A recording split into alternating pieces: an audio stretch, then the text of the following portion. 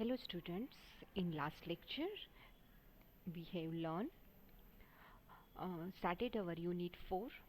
Okay, in that lecture we have learned different type of translator and process languages. Okay, that process languages and or you can say the translator that are assembler, interpreter and compiler.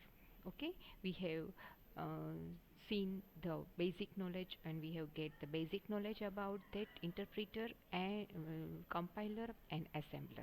Okay, assembler will translate assembly languages, high level languages to assembly languages, language that are machine language. uh, Compiler all three translators are used to translate the any languages to machine language or object code. Machine code is also called is language is machine language. Okay, so today we are going to learn which type of languages are there for computer. Okay, so today we will see that which languages we have to translate in machine languages or any other languages. Okay, so let's continue with this type of languages. First of all, get the introduction of which type of languages we have. The computer languages is defined as code. Language is known as code. આપણે કોડથી જ દરેક વખતે programme તમે કર્યો છે અથવા તો code શું છે એ તમને કે that means computer language or syntax which is used to write programs or any specific applications. Program કે એપ્લિકેશન્સને લખવા માટે સિન્ટેક્સ કે કોડનો તમે યુઝ કરો છો, that is called computer language. Computer language is used to communicate with computer. આ લેંગ્વેજ એટલા માટે જ કમ્પ્યુટરની સાથે કમ્યુનિકેટ કરવા માટે તમારે શું કરવું છે એ કમ્પ્યુટરને એક્સપ્લેન કરવા માટે તમારે એને કોડ આપવો પડે. that is a computer language.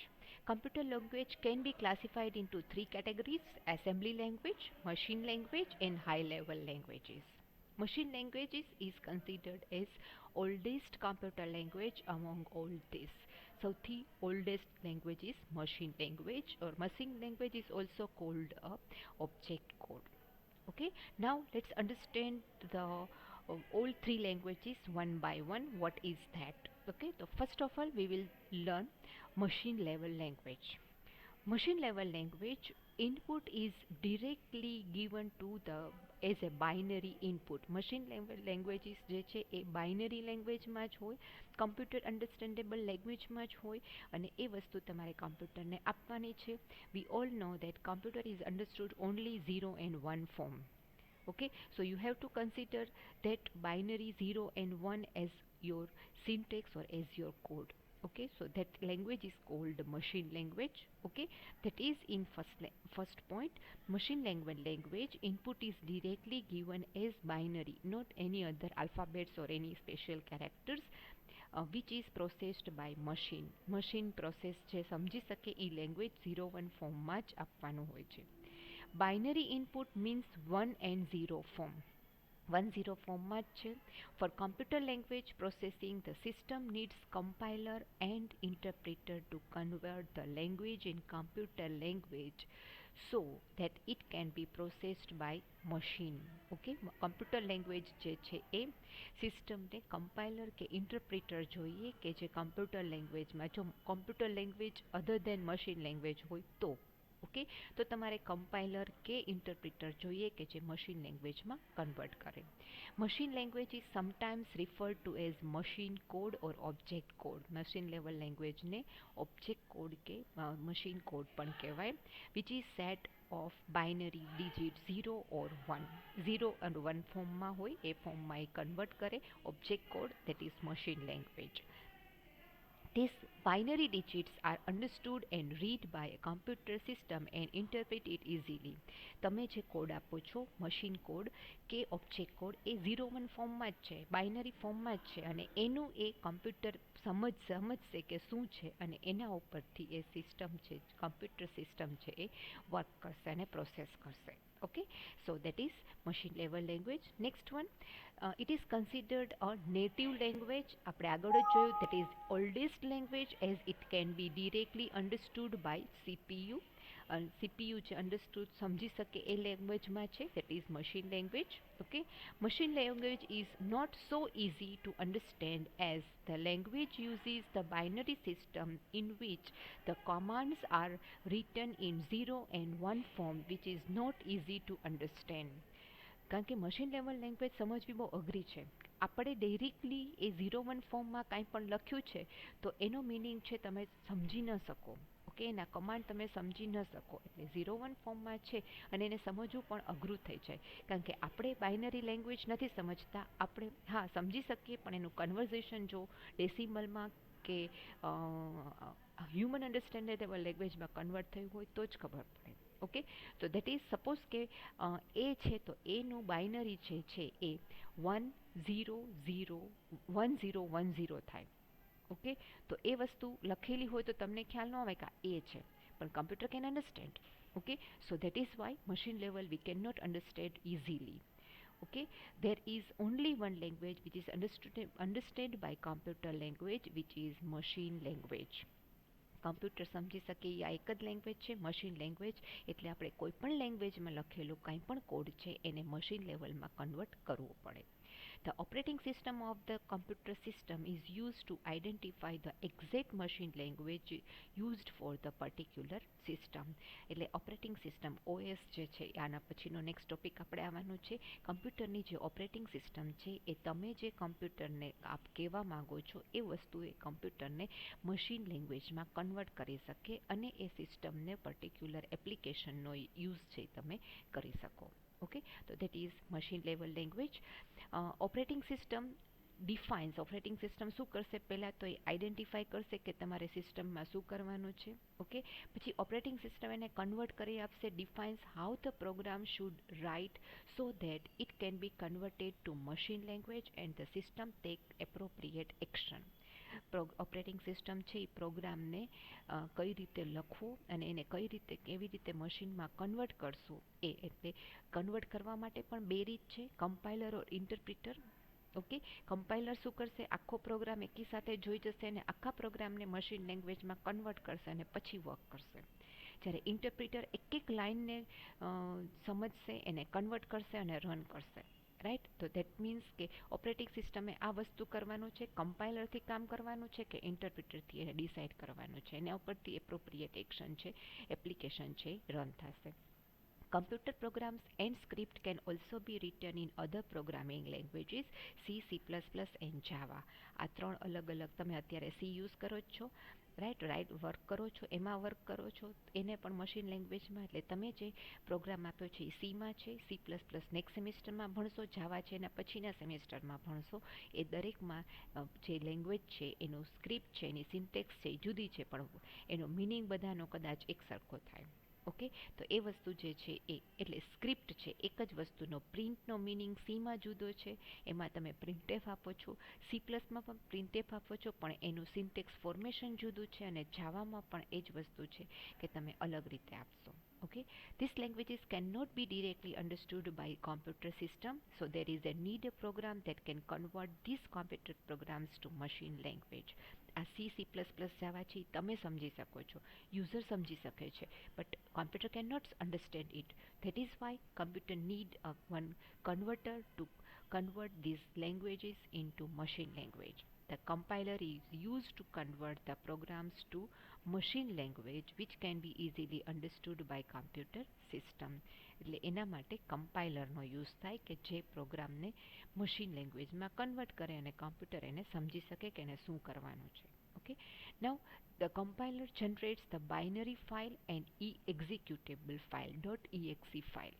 Okay, compiler જ્યારે પ્રોગ્રામ, કમ્પાઇલરનો મિનિંગ એ જ છે, કમ્પાઇલર આખો પ્રોગ્રામ રીડ કરશે, સમજશે અને મશીનમાં કન્વર્ટ કરશે.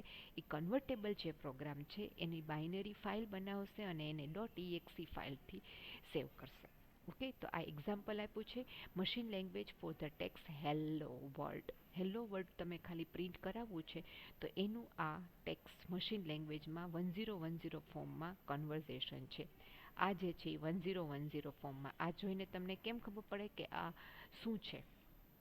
ઓકે, એનાથી તમને ખ્યાલ ન આવે કે આ હેલો વર્ડ લખેલું છે 1010 ફોર્મ લખેલું હોય તો. પણ હેલો વર્ડ આ રીતે ઇન્વર્ટેડ કોમામાં લખેલું હોય તો આપણે સમજી શકીએ, પણ કમ્પ્યુટરને આ નીચેનું ફોર્મ લખેલું હોય તો જ સમજી શકે. Okay, so this one is the machine language. Okay, now next one, another one, assembly level languages. Assembly languages is considered as low level languages. Machine language છે એ ઓબ્જેક્ટ કોડ છે અને એ કમ્પ્યુટર અન્ડરસ્ટેન્ડેબલ છે. Assembly languages જે છે એ languages છે એ machine level language નથી. એ language જે છે એ આપણે સમજી શકીએ પણ લો લેવલની છે, કે માઇક્રો પ્રોસેસરમાં યુઝ થાય એવી છે, કોડવાળી લેંગ્વેજ છે. એની અધર પ્રોગ્રામેબલ ડિવાઇસ, ઘણા માઇક્રો પ્રોસેસરમાં કે કોઈ ડિવાઇસમાં આ એસેમ્બલી લેવલ લેંગ્વેજીસ યુઝ થાય છે. Assembly language is also considered as second generation language, અને સેકન્ડ જનરેશન લેંગ્વેજ કહેવાય છે. ફર્સ્ટ જનરેશન લેંગ્વેજ છે મશીન લેંગ્વેજ છે, અને second generation language is assembly language. Assembly language is mostly famous for writing an operating system and also in writing different desktop applications. આ બધી applications માટે assembly લેવલનો use થાય છે.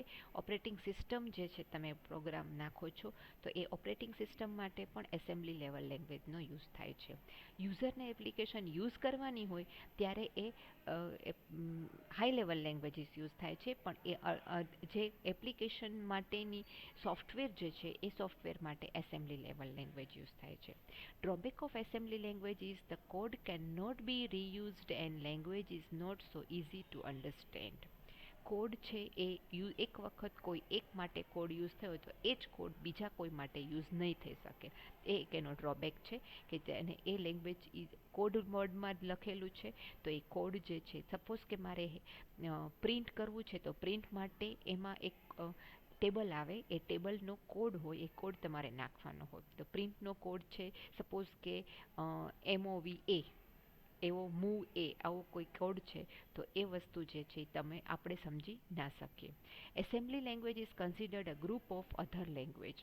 બીજા લેંગ્વેજને ગ્રુપમાં સાથે યુઝ કરવાની, 2-3 ગ્રુપનો સાથે યુઝ કરવો છે તો એ વસ્તુ છે એ એસેમ્બલી લેંગ્વેજથી પોસિબલ બને છે. It is used to implement the symbolic representation of machine code which is used to program CPU architecture. Codeword છે આનો. દરેક મશીન લેંગ્વેજને મશીન સમજી શકે પણ એનો કોડવર્ડમાં યુઝ થાય છે, તો એ કોડવર્ડ જે છે એ સિમ્બોલિક ફોર્મમાં હોય તો એ એસેમ્બલી લેંગ્વેજ છે. Other name of assembly language is assembly code. Assembly code છે એ તમારે નાખવાનો હોય, એ કોડ નાખો એટલે તમને ખ્યાલ આવે કે આ વસ્તુ તે તમારે પ્રોગ્રામમાં કરવાની છે.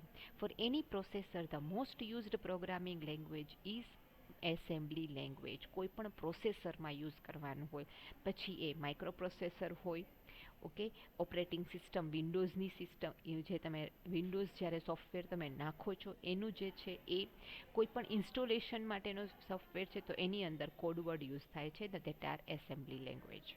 In assembly language, the programmer does the operation which can be directly executed on a central processing unit CPU.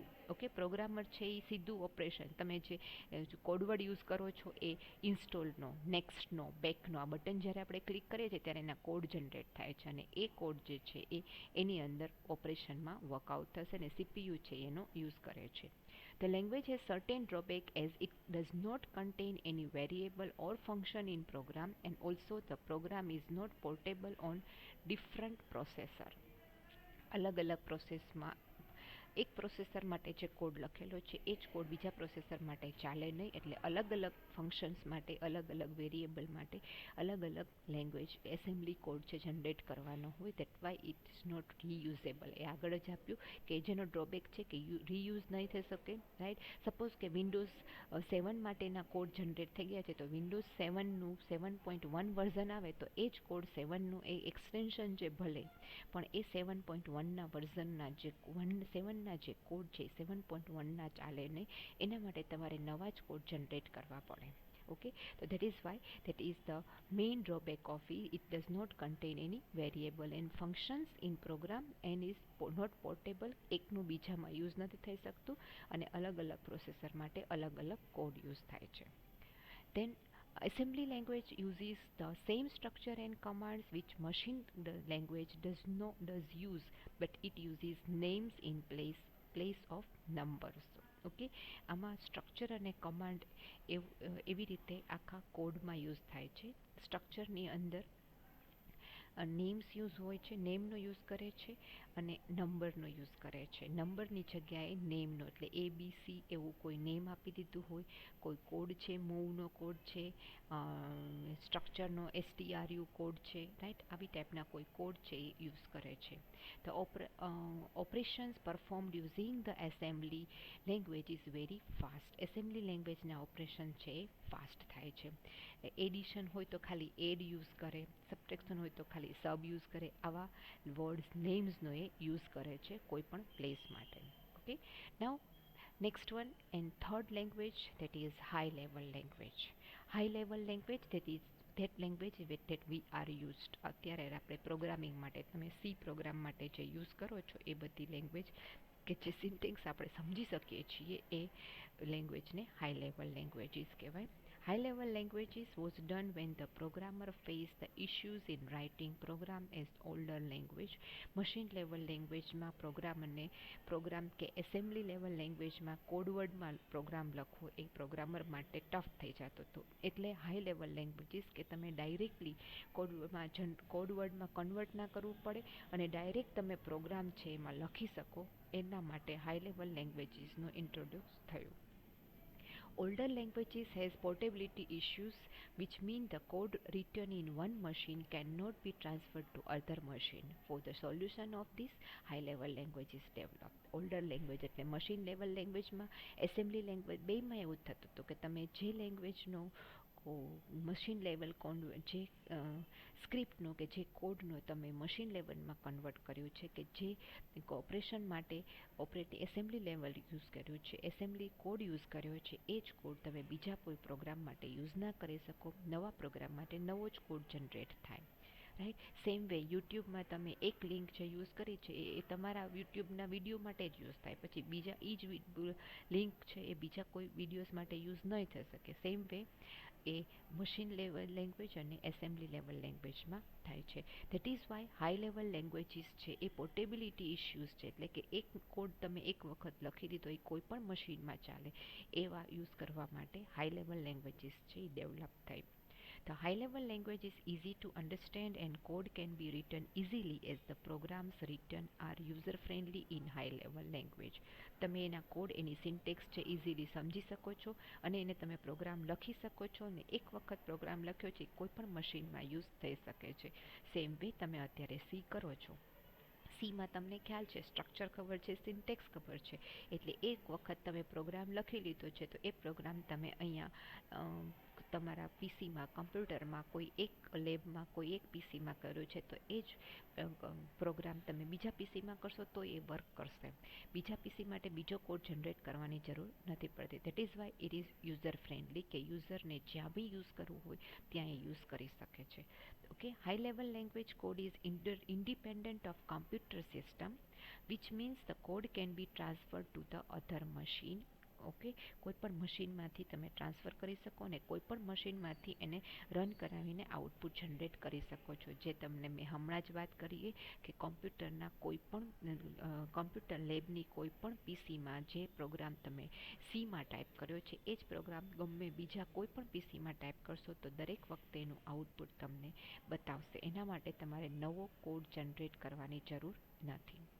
Then next one, high level language is a human readable program that can be easily understood by user.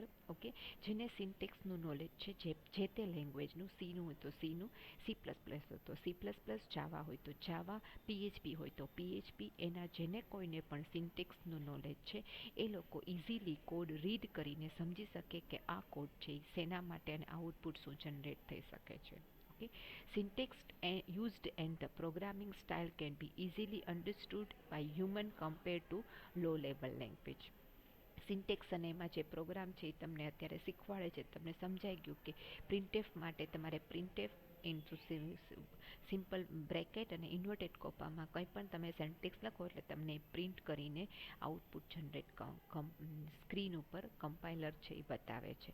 એ વસ્તુ તમે સમજાઈ ગઈ. હવે તમારે એના બદલે કંઈ પણ લખવું છે તો તમે દરેક વખતે એ સિન્ટેક્સનો યુઝ કરો છો પ્રિન્ટએફ માટે.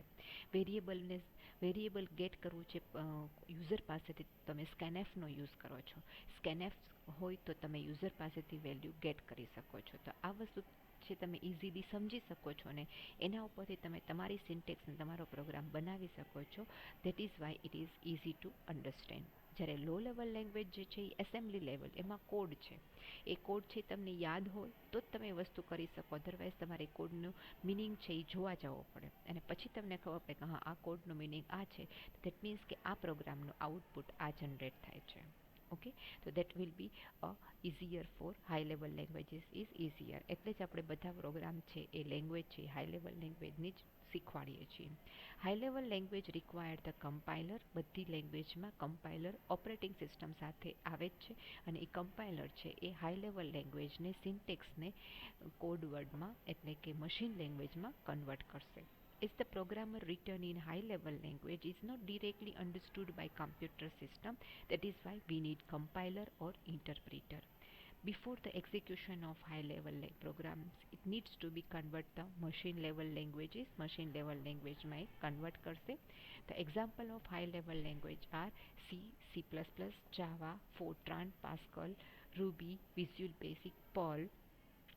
આ બધા જ છે હાઈ લેવલ લેંગ્વેજીસના પ્રોગ્રામ છે જે તમે અત્યારે ભણો છો. રાઇટ નાવ અત્યારે તમે જે હાઈ લેવલ લેંગ્વેજ ભણો છો એ સી છે. ઓકે, નેક્સ્ટ સેમિસ્ટરમાં ભણશો C++. ઓકે, નેક્સ્ટ સેમિસ્ટરમાં ભણશો C++, પછી જાવા ભણશો. ઓકે, પછી એપ્લિકેશન્સ પછી બધા અલગ અલગ વર્ઝનના એન્ડ્રોઈડના ભણશો, ઓપરેટિંગ સિસ્ટમમાં ભણશો. રાઈટ, એ બધી અલગ અલગ લેંગ્વેજીસ છે એ તમે ભણશો કે જે ટર્ન બાય ટર્ન તમને એક લેવલ લેંગ્વેજની સિસ્ટમનું મેથડ ખબર પડી જાય એટલે બીજી મેથડ એના ઉપરથી તમે ઇઝીલી સમજી શકો છો. Okay, so this one is the all types of languages in computer. Okay, so that's it. Today we have done here on only. So in the next session we will learn the next topic, operating system. Till then, bye bye and thank you very much.